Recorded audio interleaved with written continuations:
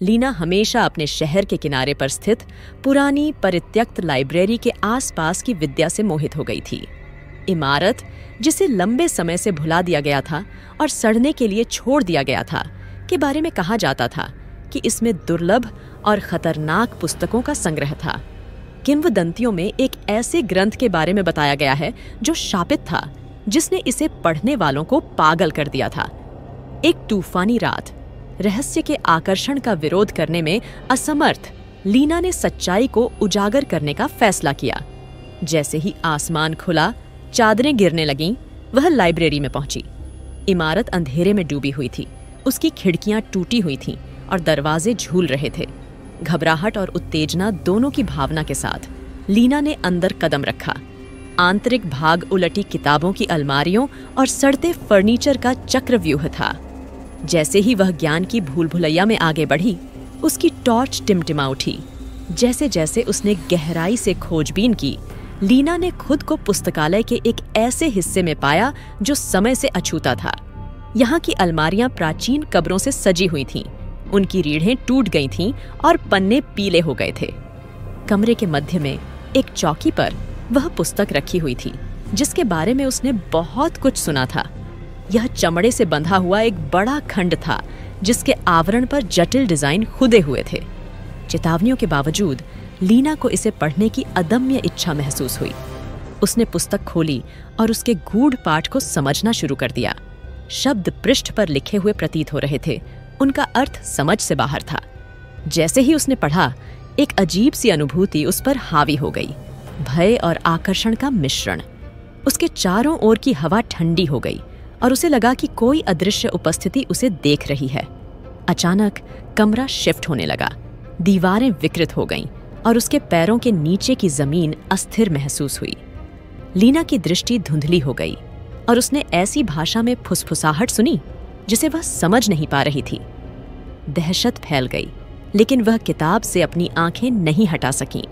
वह तेजी से पढ़ती थी, उत्तर ढूंढने के लिए बेताब थी। फुसफुसाहटें तेज हो गईं, आवाजों के शोर में बदल गईं। लीना को एहसास हुआ कि वह अकेली नहीं थी। अंधेरे से छायादार आकृतियां उभरीं, उनके रूप अस्पष्ट और अस्थिर थे। वे उसे घेरते हुए करीब आ गए। अत्यंत भय के क्षण में उसने किताब गिरा दी और भागने की कोशिश की, लेकिन आकृतियों ने उसका रास्ता रोक दिया। आपने हमारी नींद में खलल क्यों डाला? आंकड़ों में से एक फुसफुसाया। इसकी आवाज ठंडी और खोखली थी, जिससे उसकी रीढ़ में सिहरन दौड़ गई। मेरा ऐसा इरादा नहीं था, लीना ने हकलाते हुए कहा। मैं बिल्कुल उत्सुक था। जिज्ञासा एक खतरनाक चीज है, एक अन्य व्यक्ति ने कहा।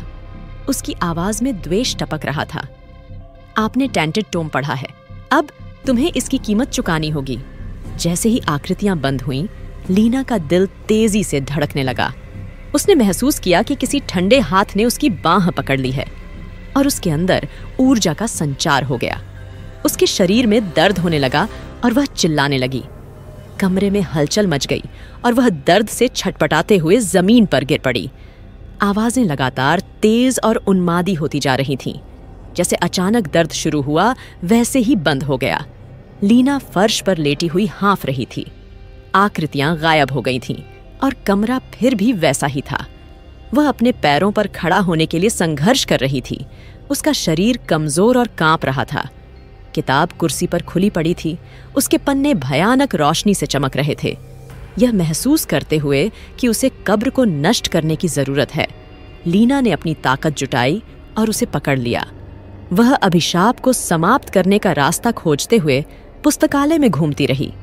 मुख्य हॉल में उसे एक पुरानी चिमनी मिली। दृढ़ निश्चय के साथ उसने किताब को आग की लपटों में फेंक दिया। आग भड़क उठी और किताब को जलाकर राख कर दिया।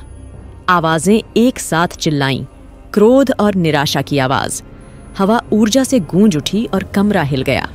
लीना यह देखकर पीछे हट गई कि ठुमका राख में तब्दील हो गया है। जैसे ही किताब का आखिरी हिस्सा जल गया, लाइब्रेरी में सन्नाटा छा गया। दमनकारी उपस्थिति हट गई और लीना को अपने ऊपर राहत की अनुभूति महसूस हुई। वह जानती थी कि उसने अभिशाप तोड़ दिया है, लेकिन अनुभव ने उसे झकझोर कर रख दिया था। वह लाइब्रेरी से बाहर निकली और कसम खाई कि वह कभी भी जिज्ञासा को उसे अंधेरे में नहीं ले जाएगी। बाहर तूफान गुजर चुका था और भोर की पहली किरण फूट रही थी। लीना ने आखिरी बार लाइब्रेरी की ओर देखा। उसकी अशुभ छाया रात की भयावहता की याद दिलाती थी। दागी टॉम के साथ मुठभेड़ में बच जाने के लिए आभारी होकर वह घर की ओर लौट गई।